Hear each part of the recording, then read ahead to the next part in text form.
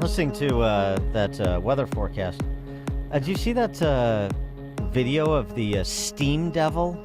Oh, yeah. I mean, That's it was so cool. cold out that the whole, all of Lake Michigan and the river, there was just steam rolling off of it.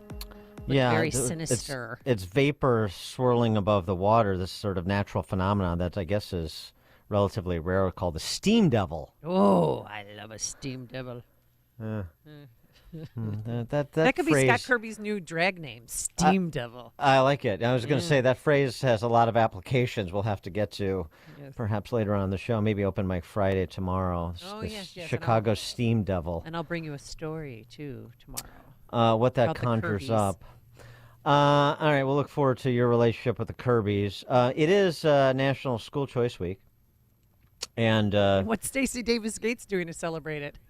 she's celebrating killing the tax credit scholarship program in Illinois. Well, she sends her son to a private school. The National School Choice Awareness Foundation released some recent survey results. 72% of parents said this is a national survey. 72% of parents surveyed said they'd considered new schools in the last year. That's up from 52% just a couple of years ago.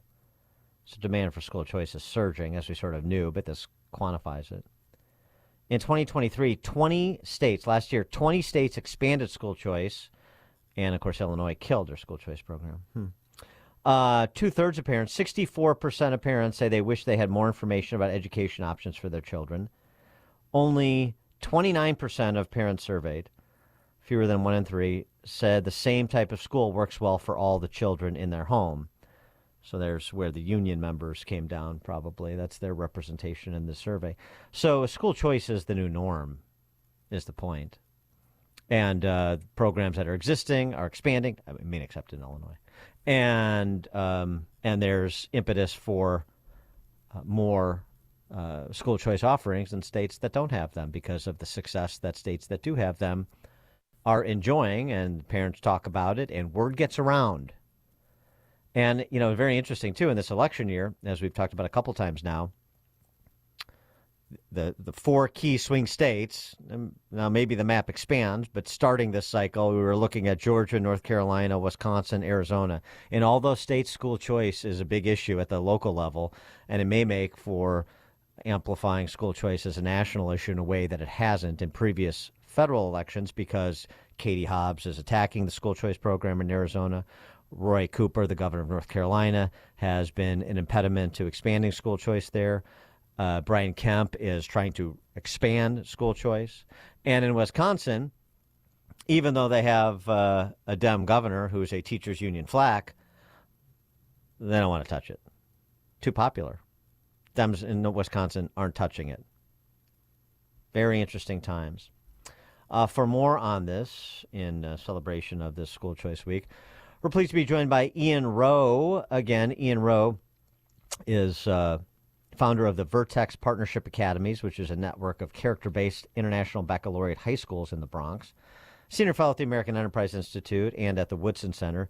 He's also the author of the book Agency, and he's coming to town this coming Monday, so Monday, January 22nd, this Monday, 6:30 p.m., and he'll be at Loyola Academy in Wilmette.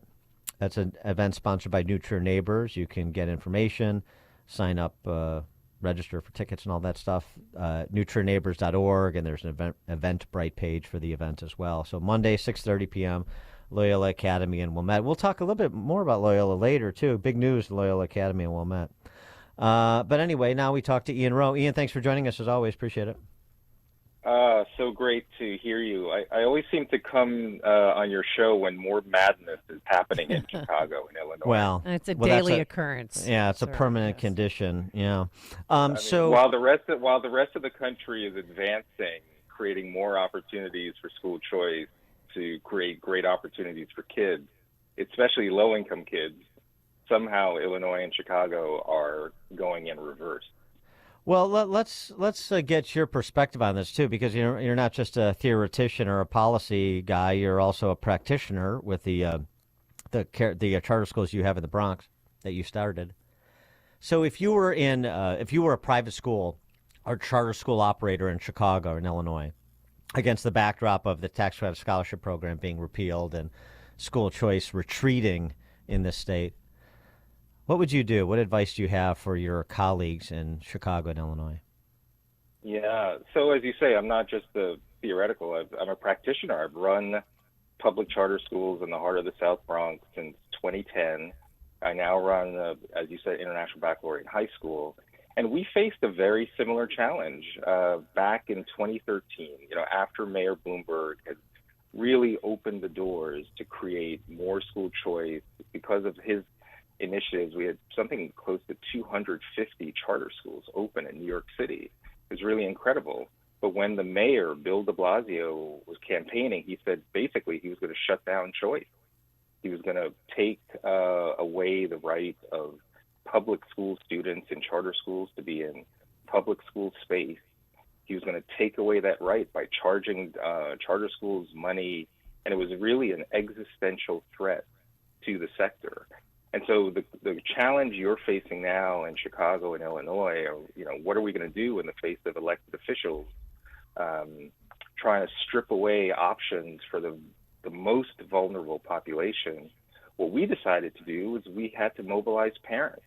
In October of 2013, we mobilized nearly 13,000 family members to march across the Brooklyn Bridge. It was almost all exclusively low-income Black and Hispanic families who were saying, and by the way, generally parents who would typically support someone like a Bill de Blasio, Democratic mayor, but they said, don't do this.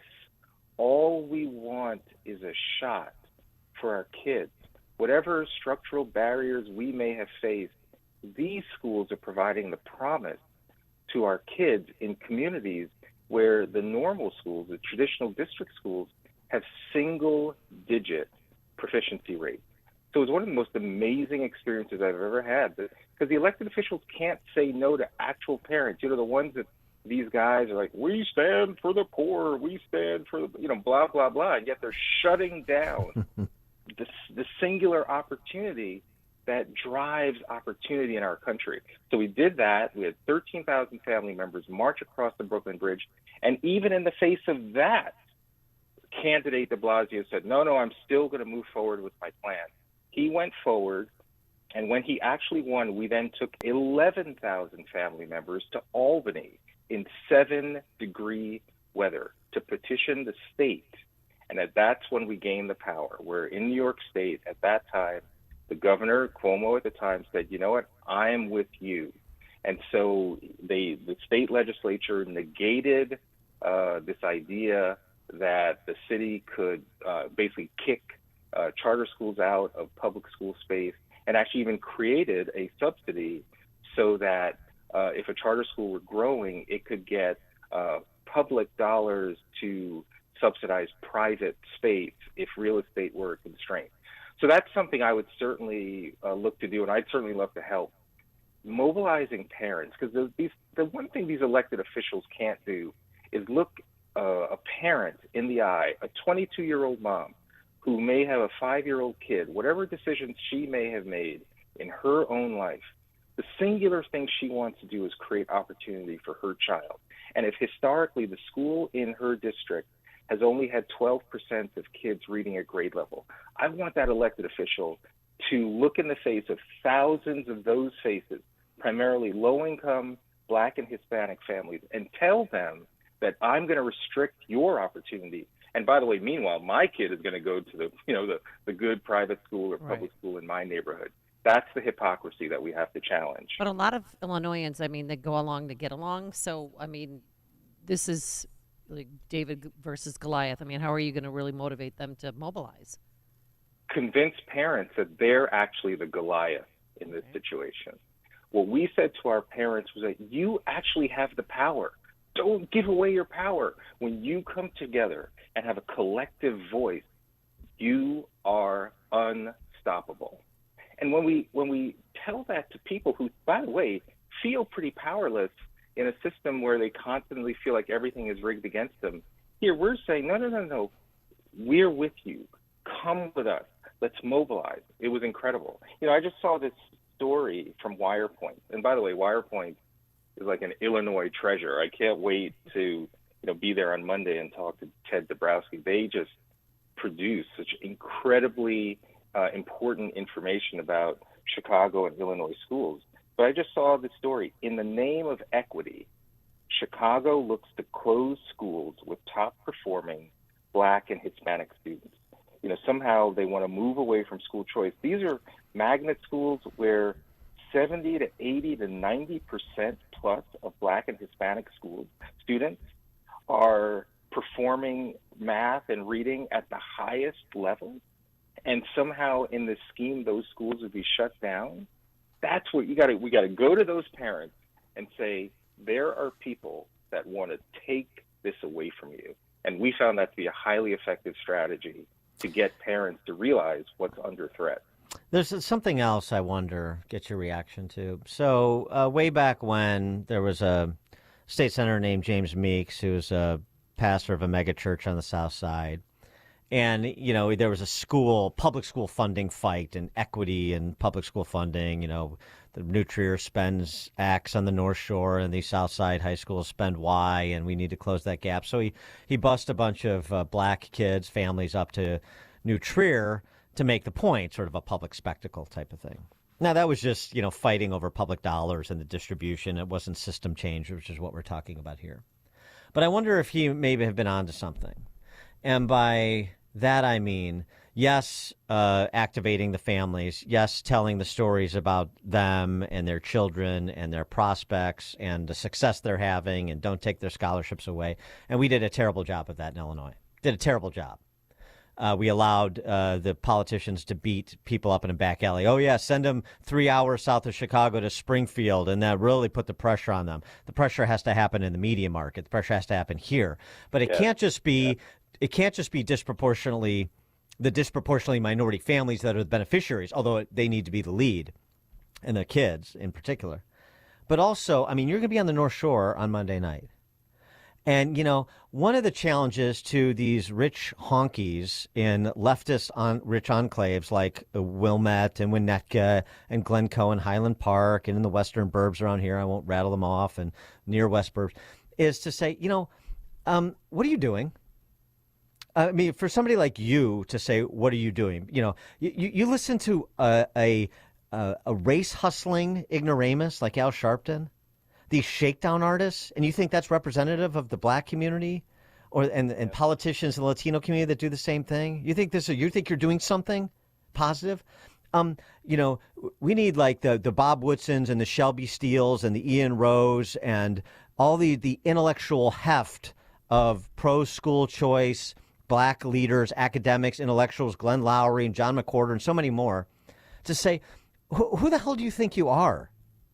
Yep. You're listening to the wrong people. And let me tell you something. If you don't get on board for providing the same options for families on the south and west sides of the city or in middle and working income suburbs that you have, then we're going to have a problem with you. So you like to just, walk away and, hope nobody sees you and just act out of convenience. No, we're coming for you, and we're going to make a spectacle out of you. What do you think about that? Well, I'm coming to Loyola on Monday. No, this is the whole point. And again, the names you just listed off are my heroes: Shelby Steele, Bob Woodson, Glenn Lowry. I love them all. They are an inspiration to me. The thing about me is I run schools too. Exactly. I know what this means to people, particularly low-income people. We are the only shot for their kids. I know that. I see it every single day in the Bronx. So when I see stories about, Chicago wants to close the top-performing schools, it's like this idiotic ideology. If everyone can have it, then no one can. Exactly. No one can have it. If you're talking about systemic discrimination, systemic bias, that's what it is. And so we just need to speak truth.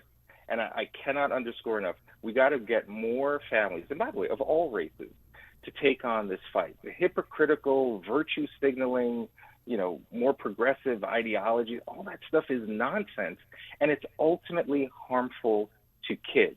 So I try to come to these audiences and say, whatever you've been listening to, here is the real impact on children. I run schools in a district in which only 7% of kids graduate from high school ready for college. That means when, the 2,000 or so kids in District 12 that started ninth grade in 2015, 4 years later, only 7% graduate from high school ready for college. That means when they started ninth grade, they dropped out somewhere along the way, or they actually did earn their high school diploma, but still could not do math nor reading without remediation if they were to go to college. That is a crime, but that is the reality. And when you sentence kids to have to go to those schools because you're removing school choice, that is as perniciously racist, discriminatory as whatever claims that you think you're generally making in your more virtue signaling mode. Well, the other thing, since you're going to be up on the North Shore, is to tell them to bring in the Woodson Black History and Character curriculum at New Trier and everywhere else. Profile that for the honky high schools like New Trier too. I mean, right. The reason I love people like Bob Woodson, who it's not just about talk; it's about action. When the New York Times 1619 Project put out their drivel about America as a permanently racist society, blah blah blah. We wrote essays against that, but we also said, let's create a curriculum, an empowering alternative, and that's what we did. And this curriculum, it's free of charge. It's now been downloaded, I think, 140,000 times by teachers in all 50 states who are looking for inspiring stories that tell the more complete telling of the African American experience in the United States. And it's not only for Black History Month. It's storytelling, universal stories of triumph over adversity, integrity, agency, courage, stories that would be inspiring to any kid of any race. That's what we mean. We who are trying to put forth empowering alternatives, we have to mobilize those who think that they're doing the right thing, who think listening to Al Sharpton is the right thing to do. It's not. There are those of us who are running schools who see the impact every day of giving parents the power to choose a great school for their kids. He is Ian Rowe, running schools, not running his mouth like so many others. He is the founder of Vertex Partnership Academies, a network of character-based international baccalaureate high schools in the Bronx, senior fellow at the American Enterprise Institute and at the Woodson Center. His book is entitled Agency. Pick it up and go see him this coming Monday, January 22nd, Loyola Academy at the McGrath Family Performing Arts Center, 6:30 p.m., NewTrierNeighbors.org for information to get tickets to the event on Monday at 6:30 at Loyola Academy. Ian Rowe, thanks as always for joining us. Don't be meek on the North Shore on Monday. Bring the artillery on Monday, all right? Bring the heat. Yeah. Bring the heat. Yes. Ian Rowe, thank you. Beauty is I'm not alone. There are millions of parents who simply want a shot for their kids. I always take that with me.